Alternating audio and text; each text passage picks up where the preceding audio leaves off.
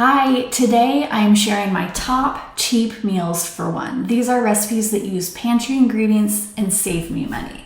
And they're totally delicious. No need to sacrifice variety and flavor for low-cost meals.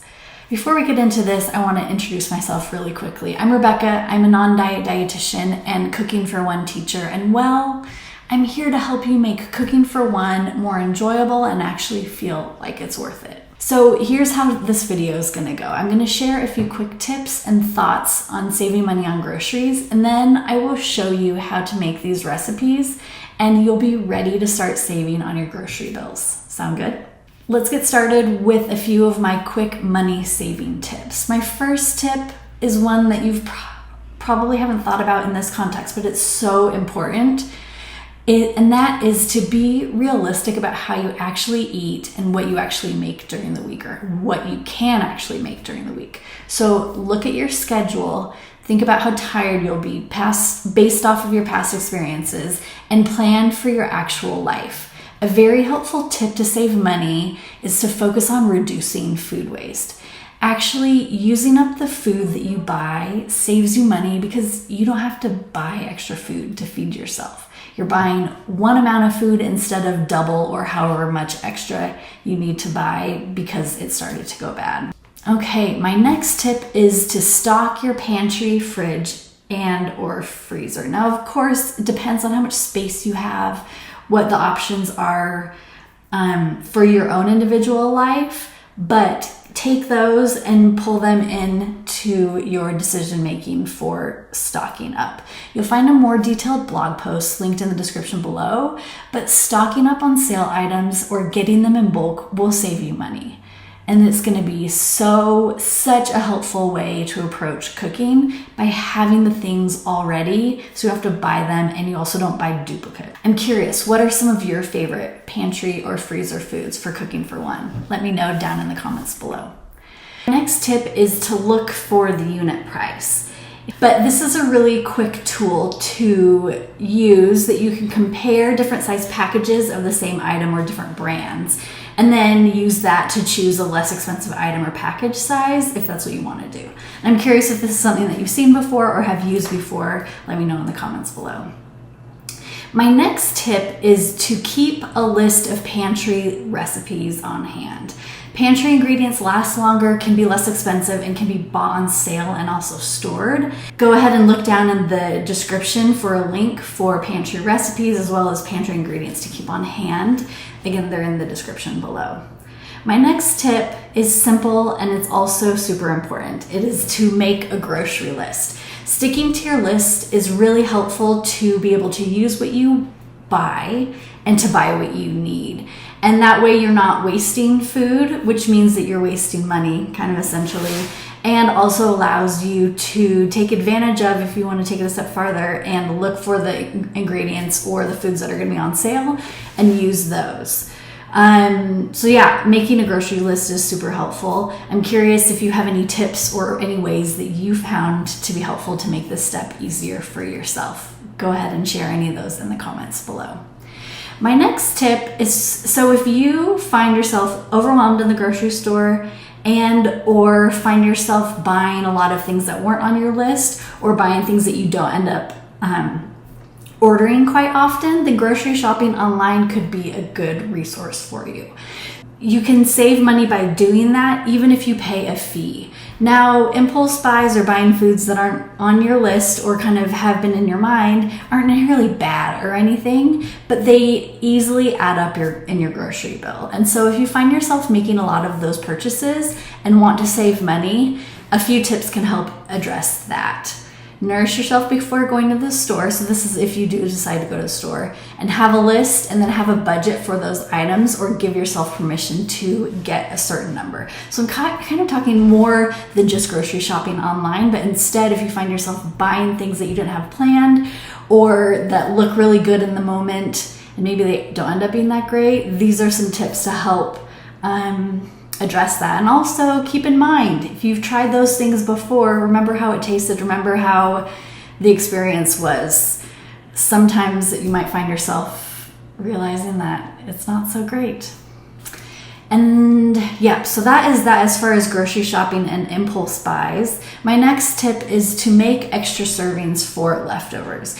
This is specifically or super helpful when you have a recipe that you're looking forward to making that uses harder to use ingredients. So consider making extra servings of that. It'll most likely take about the same amount of time, and you get lunch or dinner or even more for later, which is awesome. My next tip is honestly my favorite. I'm a little obsessed.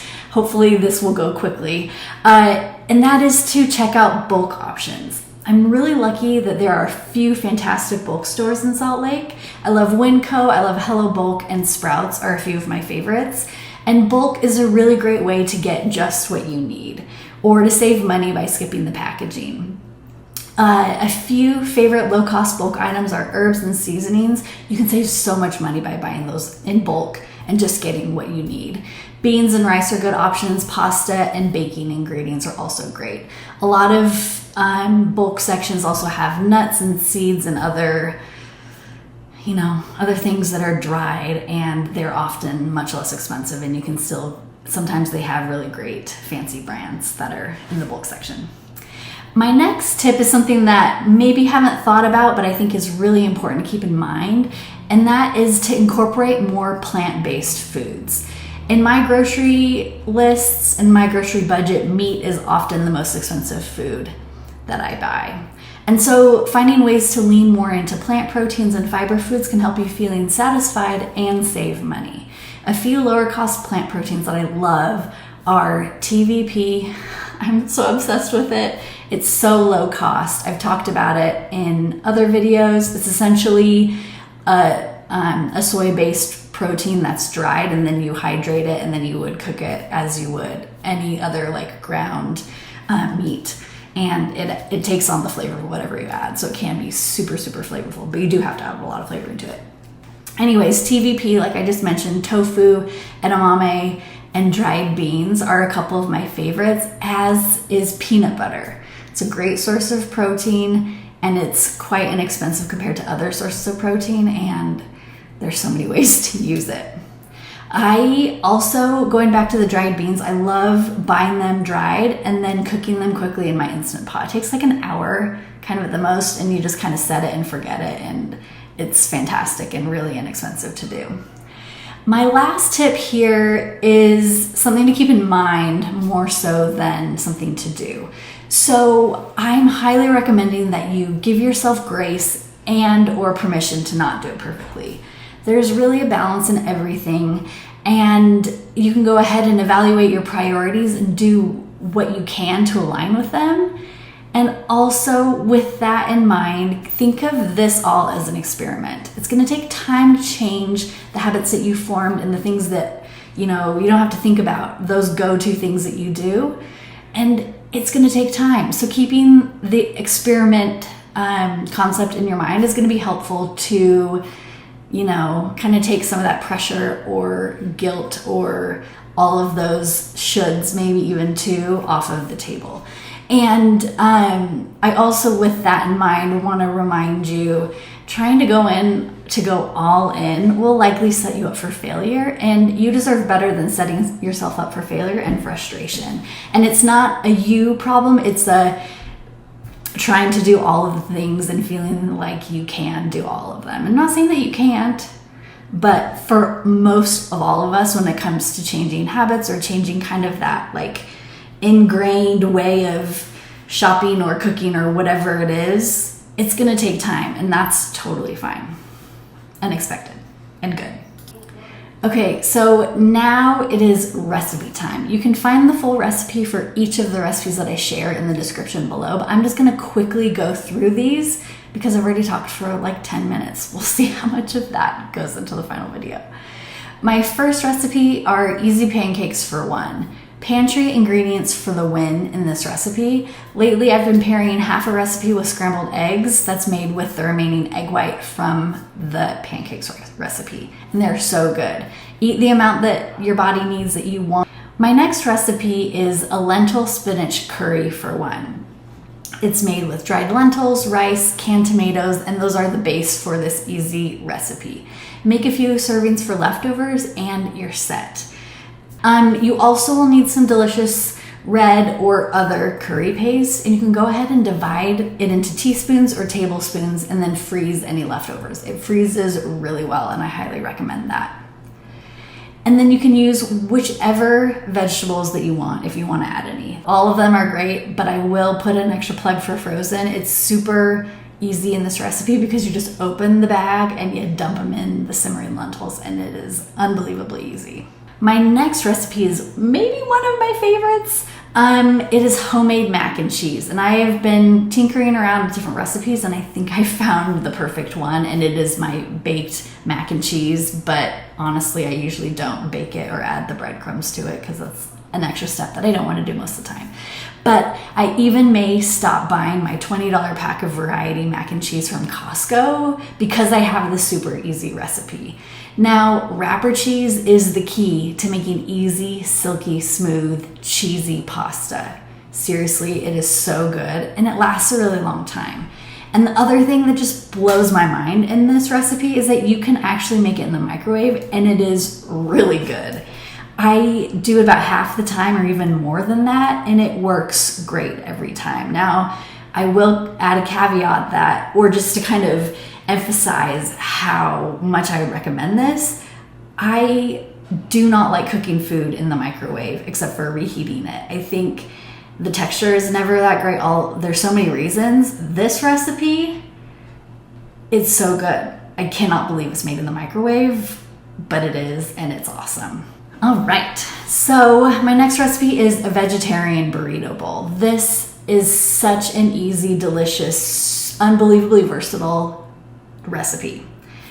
It is filled with so many colors and flavors and textures. It's awesome. You can bump up the flavor of black beans with some spices and then warm them up in the microwave. That's how I like to start this. And then use uncooked or cooked vegetables. And then to assemble the bowl, you're going to start with rice, add your cooked beans, vegetables, cheese, whatever additional toppings that you have. I love adding something pickled, and salsa. Definitely add salsa and enjoy. My last recipe that I'm sharing here is a chapati roll or Rolex. It's based off of a snack that I had in Uganda, and it is unbelievably good. It's essentially an omelet that you don't roll up, and it is rolled up in a tortilla, and seriously there are so many variations here and it is so good every time. The way to level up this recipe is to cook an uncooked tortilla in some oil and then add the eggs on top of it and roll it up, and it is amazing. It's so good. It is such a delicious recipe. Okay, I have so many more delicious cheap meals for one, but I don't want to make a 30-minute video. I mean, this might already be, I don't know. But I'm gonna cap it at that, but let me know if you want more recipes, especially recipes that are inexpensive and easy to make, and I'll make a part 2. And I really hope that this was helpful. So thanks again for watching, and let me know if you've tried any of these money saving tips. I want to hear the ones that you've tried, that you've done before or are curious about. Let me know in the comments. And also, I'm curious what your favorite cheap meals for one are. What kinds of foods do they include, or what are your go-tos? And then, as always, this is YouTube. Make sure to like and subscribe as usual if you found this helpful. You can go ahead and hit the bell as well, and you'll be notified whenever new videos drop. And let me know what you think. If you have any questions, topics, recipes that you'd like videos for, let me know. I'll take all of the suggestions that I can take. Really, I'll take all of them. I would love some ideas. And thanks again for watching, especially if you've made it through this whole video. So thanks again, and I'll see you in the next one.